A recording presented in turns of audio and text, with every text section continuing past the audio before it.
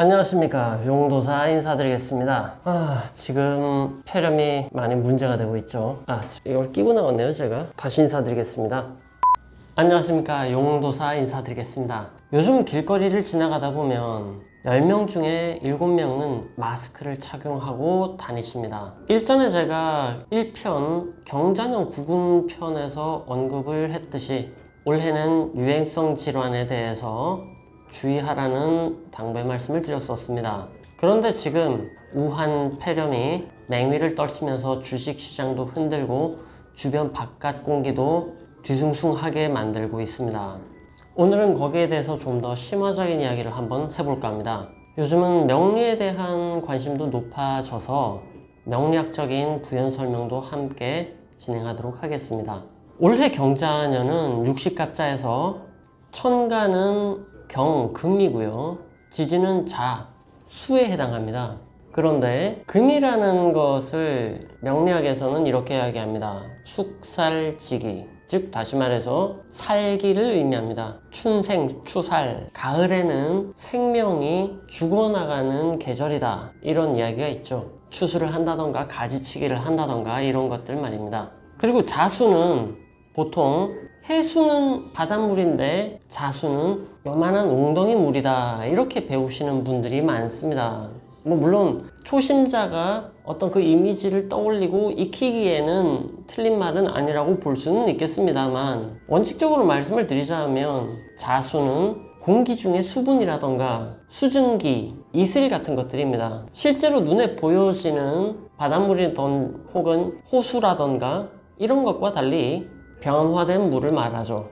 그래서 공기 중에 있는 물도 자수에 속하게 됩니다. 그러면 공기 중에 살기를 띤 기운이 돌아다닌다, 즉 다시 말해서 독기운이 공기 중에 퍼진다라는 의미가 되죠. 그래서 에어로졸 감염에 관한 어떤 그런 질병들이라던가 혹은 미세먼지와 같은 것들, 더더군다나 올해 같은 경우에는 길성인 세성이 힘을 잃게 되는 시기가 됩니다. 이러한 시기에는 전쟁이 난다던가 혹은 흑백의 대립, 좌우의 대립, 거짓과 진실의 한판 겨루기 같은 것들, 이러한 일들이 생기기 쉽다라고 볼 수 있겠습니다. 더더군다나 지금부터 우한폐렴이 맹위를 떨치고 있는데 올해 4월은 경진월입니다. 경진월은 자와 합을 하는 시점이고요. 다시 경금이 떠 있습니다. 이 시기에는 이런 것들이 더욱더 확산일로를 걸을 수 있는 시기가 됩니다.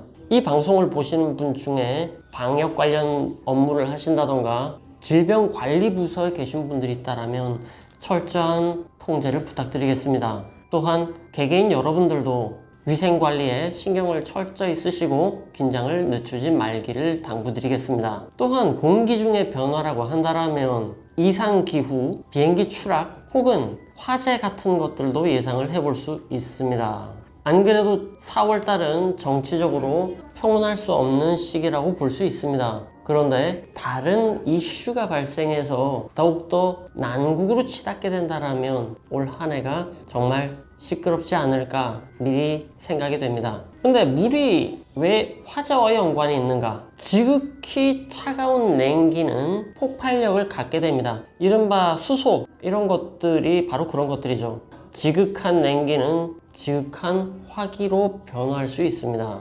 과거 2008년이죠. 무자년, 그때 남대문 화재가 있었습니다. 그러한 기억될 만한 화재 같은 것들을, 이런 것들을 올해는 주의해야 되지 않을까 하는 우려의 마음이 앞섭니다. 그리고 지금 당장은 폐렴이 이슈가 되고 있습니다만 4월 달에 가서 다른 변형된 바이러스라던가 슈퍼바이러스 같은 것들, 이런 것들이 또 발발하지는 않을까 하는 우려의 마음을 금할 수 없는데요. 4월이면 을에 봄을 맞아서 공항의 출입이 잦아지는 시점입니다. 해서 저는 항상 요즘 들어 잔인한 4월이라는 그 말을 떠올리게 됩니다. 제발 여러분들이 모두 잘 대비하셔서 어떤 피해가 확산되는 일이 없었으면 하는 마음이고요. 아울러 농축산 관련 일을 하시는 분들 역시 방역이나 소독에 만전을 기하셔야 할 것 같습니다. 우한 폐렴뿐만이 아니라 양계장에 닭들이 죽어나가는 게 그걸 뭐였죠? 그런 감염성 질환, 올해는 이런 것들을 주의해야 될 때가 아닌가 싶습니다. 또한 가을철에 이상기후 같은 것들로 농작물의 피해도 예상이 됩니다. 특히 복숭아라던가 밤 이런 추석 제상에 올라가는 제순물들이 가격이 떨어질 수가 있겠습니다. 자, 그리고 이 방송을 보시는 여러분들도 이런 말을 한 번쯤 들어보셨을 겁니다. 몸의 온도가 1도가 올라가면 면역력은 30배가 올라간다라고 하죠. 이게 무슨 개소리입니까?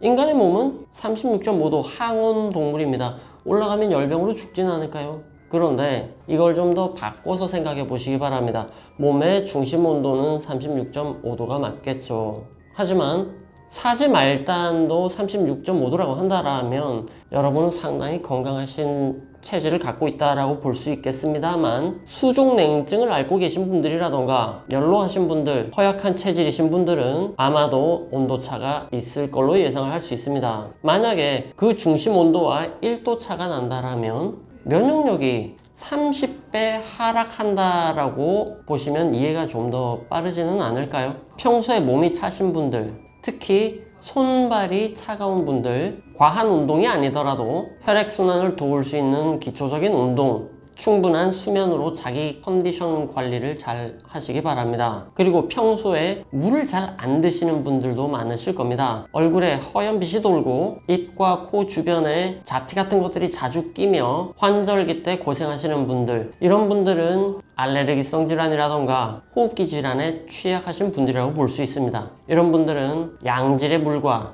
양질의 소금을 섭취하시는 것이 건강에 도움이 되실 겁니다. 또한 이런 분들은 맹물을 잘 안 드시는 습성들이 있습니다.